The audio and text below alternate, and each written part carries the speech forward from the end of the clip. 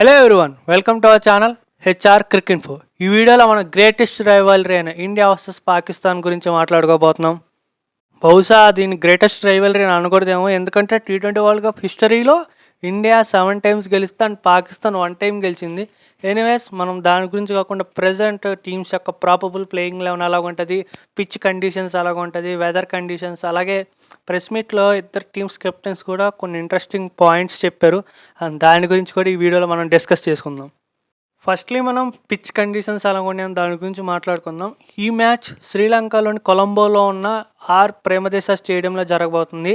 Generally Premadasa stadium అనేది bit of slower side wicket and స్పిన్కి బాగా అనుకూలించే వికెట్.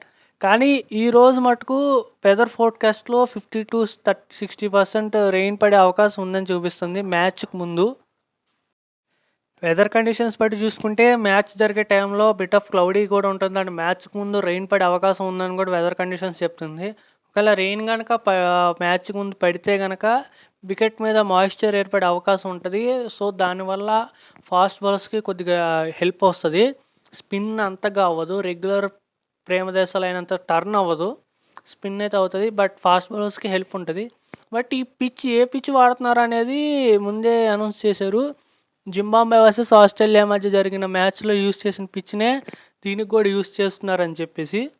మ్యాచ్లో జింబాబ్వే బౌలర్స్కి చాలా హెల్ప్ అయింది ఆ పిచ్. వాళ్ళు పవర్ ప్లేలోనే 4 వికెట్స్ తీశారు. సో ఫాస్ట్ బౌలర్స్కి హెల్ప్ ఉంటుంది. ఇఫ్ మాయిశ్చర్ అనేది వచ్చిందంటే ఆ హెల్ప్ అనేది ఇంకా ఎక్కువ అవుతుంది. సో చూడాలి మనం, వెదర్ కండిషన్స్ పిచ్ మీద ఎఫెక్ట్ అయ్యి ప్లేయింగ్ లెవెల్లో చేంజెస్ అయ్యే అవకాశం ఉంటుందా లేదా అని చూడాలి. అండ్ ఇప్పుడు మనం ఇద్దరు కెప్టెన్స్ కూడా ప్రెస్ కాన్ఫరెన్స్లో కొన్ని ఇంట్రెస్టింగ్ పాయింట్స్ అయితే చెప్పారు. మరి దాని గురించి కూడా మనం డిస్కస్ చేసుకుందాం. అండ్ ఆ ప్రెస్ కాన్ఫరెన్స్లో పాకిస్తాన్ కెప్టెన్ని ఫస్ట్ క్వశ్చన్ ఏమని అడిగారంటే, మెయిన్లీ అభిషేక్ శర్మ గురించి మీరు ఏం చెప్తాడు, రేపు అతను ప్లేయింగ్ లెవెల్లో ఆడతాడా లేదా అనే దాని గురించి అతను అడిగితే, అండ్ పాకిస్తాన్ కెప్టెన్ రిప్లై ఎలాగిచ్చాడు, మేము అతను రేపు ప్లేయింగ్ లెవెల్లో ఆడాలని కోరుకుంటున్నాం, ఎందుకంటే మేము ద బెస్ట్తో ఆడితేనే మేము ఇది బాగా ఇచ్చేయగలం, పర్ఫామ్ చేయగలము, సో అతను రేపు ఆడాలని కోరుకుంటున్నాం అని అన్నాడు. అండ్ దీని గురించి సేమ్ మన కెప్టెన్ సూర్యని అడిగితే పాకిస్తాన్ కెప్టెన్ ఇలాగ అన్నాడు. మరి మీరేమంటారు దీని గురించి అంటే, ఓకే వాళ్ళంత ఆశగా ఉన్నారు కదా, రేపు అభిషేక్ శర్మ ప్లేయింగ్ లెవెన్లో ఆడతాడని చెప్పి సూర్య కన్ఫర్మ్ చేశాడు. అండ్ ప్రజెంట్ ఇప్పుడు బాగా ట్రెండ్ అవుతున్న ఉస్మాన్ తారిక్ గురించి కూడా సూర్యని అడిగారు, అతను మీ ప్లాన్స్ ఏంటి, ఎలా ఎదుర్కోబోతున్నారని.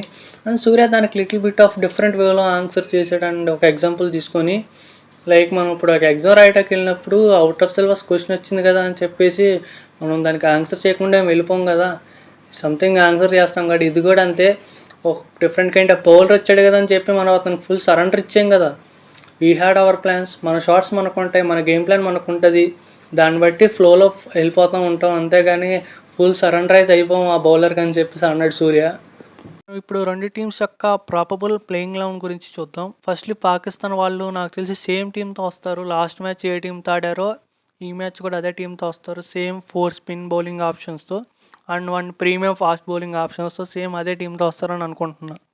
అండ్ ఇప్పుడు probable playing eleven of team India చూద్దాం. టీమిండియాలో మేజర్లీ 2 చేంజెస్ జరిగే అవకాశం ఉంది. అండ్ ఫస్ట్ వచ్చి అభిషేక్ శర్మ వస్తాడని చెప్పేసి ఆల్రెడీ ప్రెస్ కాన్ఫరెన్స్లో సూర్య కన్ఫర్మ్ చేశాడు. And secondly Kuldeep Yadav playing లెవెన్లోకి వస్తాడని నేను అనుకుంటున్నాను. అండ్ చాలామంది వాషింగ్టన్ సుందర్ వచ్చే అవకాశం ఉంది అంటున్నారు, బట్ కుల్దీప్ యాదవ్ వస్తాడని నేను అనుకుంటున్నాను. ఎందుకంటే పాకిస్తాన్ వాళ్ళు కుల్దీప్ యాదవ్ని పిక్ చేయలేరు. అది ఏషియా కప్లో కూడా చూసాం. అండ్ ఏషియా కప్లో highest wicket taker Kuldeep Yadav.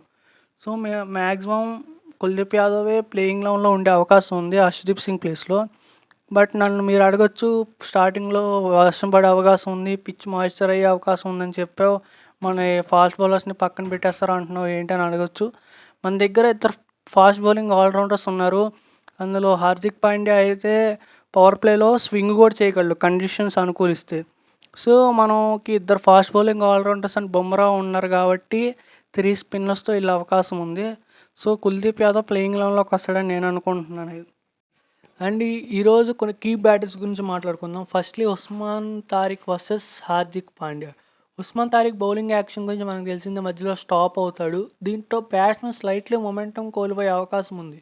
But Hardik Pandya ball కోసం వెయిట్ చేయగలడు, అలాగే బ్యాక్ ఫుట్లో లాంగ్ సిక్సెస్ కొట్టగలడు అండ్ ఫీట్ యూజ్ చేయకుండానే సిక్స్లు కొట్టగలడు. సో వీళ్ళిద్దరి మధ్య మంచి కీ బ్యాటిల్ ఉండబోతుంది. అలాగే మిడిల్ ఓవర్స్లో ఇంకో మంచి బ్యాటిల్ సూర్యకుమార్ యాదవ్ వర్సెస్ అబ్రార్ అహ్మద్. అబ్రార్ పాకిస్తాన్‌కి మిడిల్ ఓవర్స్‌లో చాలా మంచి బౌలింగ్ చేస్తున్నాడు. అండర్ 6 ఎకానమీతో బౌలింగ్ చేస్తున్నారు. అండ్ ర్యాంకింగ్స్‌లో సెకండ్ ప్లేస్‌లో ఉన్నాడు. అండ్ సూర్య ఫామ్‌లోకి వచ్చాక ఎలాగ ఆడుతున్నాడో మనం చెప్పక్కర్లేదు కదా! సో, వీళ్ళిద్దరి మధ్య మిడిల్ ఓవర్స్‌లో మంచి కీ బ్యాటిల్ ఉండబోతుంది. అండ్ ఇంకోటి Pakistan batters versus Varun Chakravarthy. Varun Chakravarthy is 4 overs మనకి చాలా క్రూషియల్. అతను పవర్ ప్లేలో ఏనియండి, మిడిల్ ఓవర్స్‌లో ఏనియండి. పాకిస్తాన్ బ్యాటర్స్ చాలా ఇబ్బంది పెట్టగలడు. So, Varun Chakravarthy is 4 overs మనకి చాలా ఇంపార్టెంట్. అండ్ ఇంకో బ్యాట్లో వచ్చేసరికి షాహీన్ షా అఫ్రీది వర్సెస్ అభిషేక్ శర్మ. మనం ఏషియా కప్‌లో చూసాం ఈ బ్యాటిల్ అనేది.